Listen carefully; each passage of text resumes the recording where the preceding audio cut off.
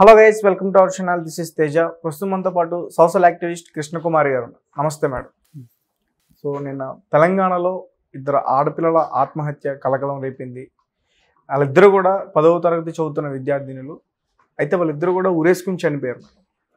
ఒక suicide note రాసి చనిపోయారు. అంటే అవి మమ్మల్ని ఎవరో నమ్మట్లేదు, ఒక శైలజ మేడమే నమ్ముతుంది అన్నట్టు రాసి చనిపోయారు. 10th క్లాస్ విద్యార్థులు. సో దాని గురించి ఇప్పుడు భువనగిరిలో గవర్నమెంట్ హాస్టల్లో చదువుతున్న పిల్లలు వాళ్ళు 3వ తరగతి నుంచి అక్కడే చదువుకుంటున్నారు. వాళ్ళు ఇప్పుడు 10th క్లాస్కి వచ్చారు. అంటే ఆ హాస్టలు, ఆ వార్డెను, మొత్తం ఆ పరిసరాలు అంతా కూడా వాళ్ళు బాగా అవపోసన బట్టి ఉంటారు. ఎందుకంటే ఇన్ని సంవత్సరాల నుంచి అక్కడ ఉంటున్నారు కాబట్టి.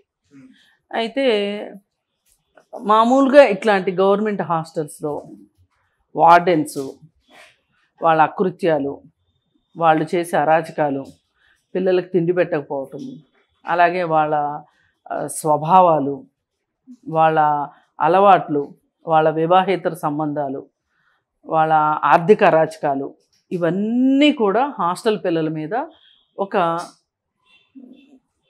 పెద్ద ప్రభావాన్ని చూపిస్తాయి.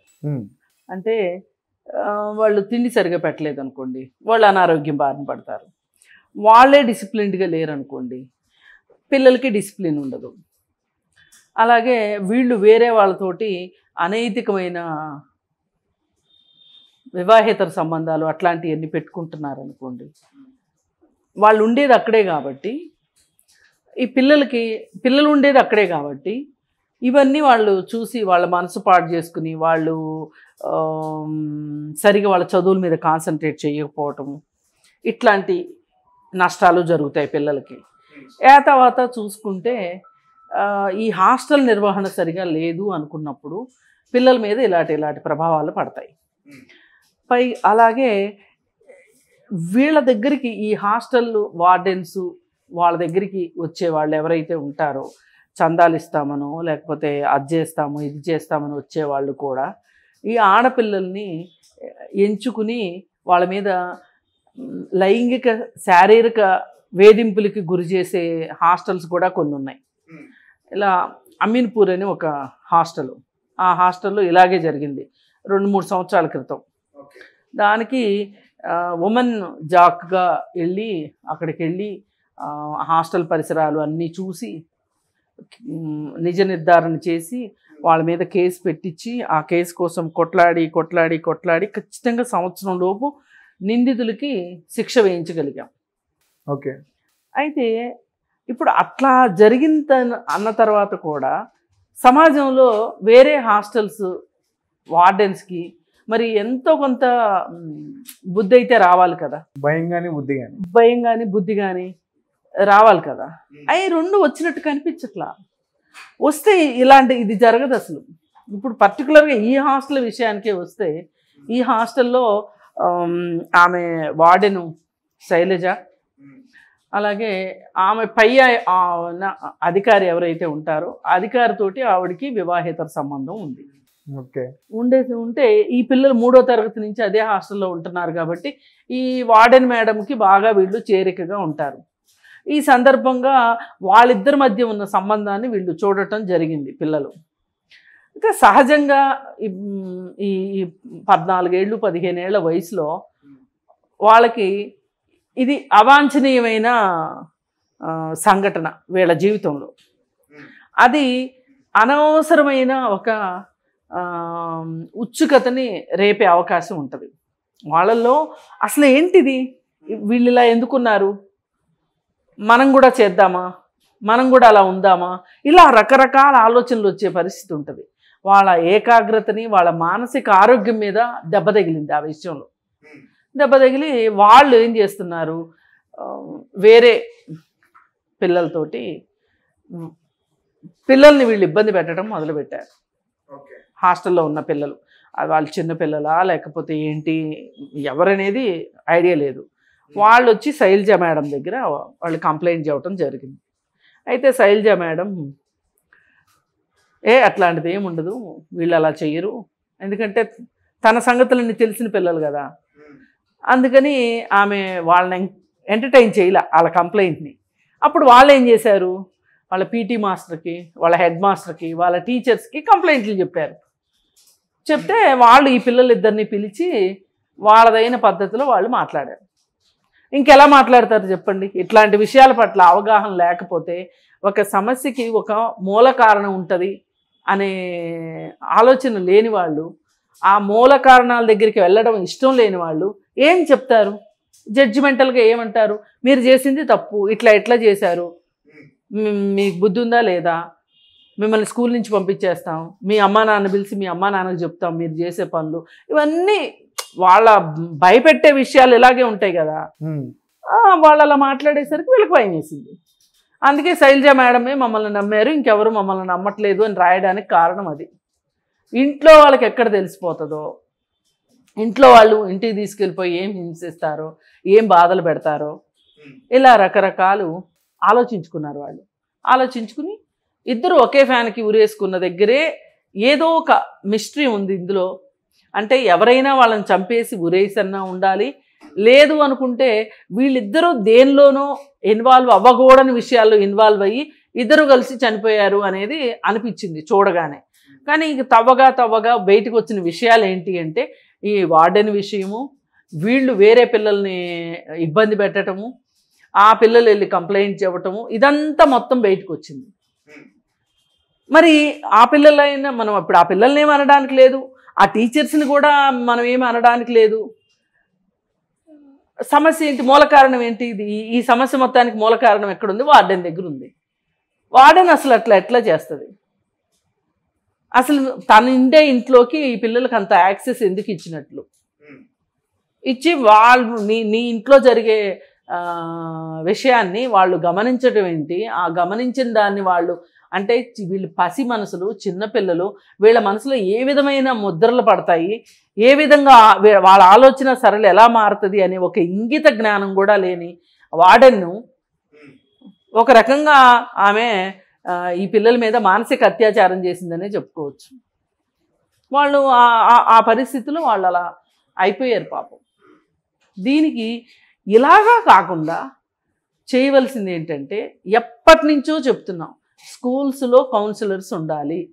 ప్రతి స్కూల్కి మీరు ఒక కౌన్సిలర్ని పెట్టలేకపోయినా కానీ ఒక 4-5 స్కూల్స్కి ఒక కౌన్సిలర్ని పెడితే, ఒక్కొక్క స్కూల్కి ఒక్కొక్క రోజు వెళ్ళి అక్కడ ఎవరన్నా ఇట్లాంటి స్పెషల్ నీడ్స్ ఉన్న పిల్లలు ఎవరన్నా ఉంటారా, ఇలాంటి ఇబ్బందులు పడే పిల్లలు ఎవరైతే ఉన్నారా, ప్రవర్తన సంబంధమైన ఇబ్బందులు ఉన్న పిల్లలు ఎవరైనా ఉన్నారా అని వాళ్ళతోటి మాట్లాడితే, ఒక కౌన్సిలర్ మాట్లాడేదానికి, సైకాలజిస్ట్ మాట్లాడేదానికి, మామూలు వాళ్ళు మాట్లాడేదానికి చాలా తేడా ఉంటుంది.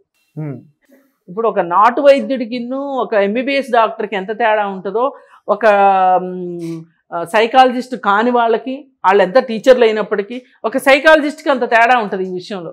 మరి వీళ్ళు మాట్లాడి ఉండవలసింది. అలా ఆ వ్యవస్థ కావాలి మనకి గవర్నమెంట్ హాస్టల్స్లో. ఈ గవర్నమెంట్ హాస్టల్స్లో వాళ్ళకి తిండి సరిగా పెట్టరు చాలా చోట. వీళ్ళు డబ్బుల కోసం కక్కుర్తి పడతారు, ఇవన్నీ పక్కదారి పట్టించుకుని వాళ్ళ ఆస్తులు పెంచుకుంటారు, వీళ్ళకి తిండి సరిగా పెట్టరు. తద్వారా వీళ్ళు పోషకాహారలేమితో ఉంటారు ఈ హాస్టల్స్లో ఉండే పిల్లలు. వాళ్ళకి చర్మ వ్యాధుల దగ్గర నుంచి, తలల్లో పేలు దగ్గర నుంచి ఎలా అంటే అలా ఉంటారు. మరి ఆ పిల్లలు అలా ఎందుకు అవుతున్నారు అంటే, వాళ్ళకి ఇస్తున్న రేషన్ అంతా ఏమైపోతుంది, వాళ్ళ కోసం ప్రభుత్వం ఇచ్చే రేషన్ ఏమవుతుంది, వాళ్ళ కోసం ఇచ్చే సబ్బులు నూనెలు ఏమైపోతున్నాయి, వాళ్ళు ఎందుకు శుభ్రంగా ఉండట్లేదు అనేది ఆలోచిస్తే మనకు చాలా బాధ అనిపిస్తుంది. మేము ఒకసారి షీ టీమ్ కౌన్సిలింగ్ దీని గురించి అవేర్నెస్ కోసం ఒక గవర్నమెంట్ స్కూల్కి వెళ్తే, ఆ గవర్నమెంట్ స్కూల్లో పిల్లలు చెప్పారు, హాస్టల్ నుంచి వచ్చిన పిల్లలు మా బాక్సులు లాగేసుకుని తింటున్నారు అంటే. హాస్టల్లో ఉండే పిల్లలు అదే స్కూల్కి వస్తారు, ఇళ్ళ దగ్గర నుంచి వచ్చేవాళ్ళు అదే స్కూల్కి వస్తారు. వాళ్ళు చెప్పారు. చెప్తే అసలు ఆ హాస్టల్లో ఎలా ఉంది చూద్దాము అనుకుని ఆ హాస్టల్లో ఉండే పిల్లల్ని గదిలిస్తే వాళ్ళు ఈ విషయం చెప్పుకోకుండా ఎందుకు చెప్తారు పాపం, వాళ్ళు ఎదుర్కొంటున్న సమస్య ఏంటో చెప్పారు. వాళ్ళు ఏంటంటే, దానికి ప్రహరీ గోడలు సరిగా లేవు, ఎవరంటే వాళ్ళు లోపలికి బయటికి వచ్చేలాగా ఉన్నాయి, మాకు రక్షణ లేదని మేము భయపడుతున్నాము, బాత్రూములు సరిగా లేవు అని చెప్పారు. చూడ్డానికి వెళ్ళాం. వెళ్తే వాస్తవం అక్కడ రేషన్ లేదు, ఏమీ లేదు, కూరగాయలు లేవు, సరిగా పాలు లేదు, పెరుగు లేదు, కోడిగుడ్లు లేవు, ఒక బియ్యము, పాడైపోయిన టమాటాలు ఉన్నాయి. అంటే వీళ్ళు ఏం చేస్తారంటే రైతు బజారుల దగ్గర మిగిలిపోయిన పారేసిన కూరగాయలు తీసుకొచ్చి వాళ్ళకి వంటలు చేసి పెడతారు. అంటే చాలా హాస్టల్స్లో ఇలా ఉంటుంది పరిస్థితి, దారుణమైన పరిస్థితి. ఎక్కడో వార్డెన్ చాలా మంచి వాళ్ళు అయ్యి వాళ్ళకు వస్తున్న డబ్బుల కంటే ఒక్కొక్కసారి హాస్టల్ వార్డెన్లు వాళ్ళ జీతాలు కూడా దీనిలో వాడే మహానుభావులు కూడా ఉంటారు కొంతమంది.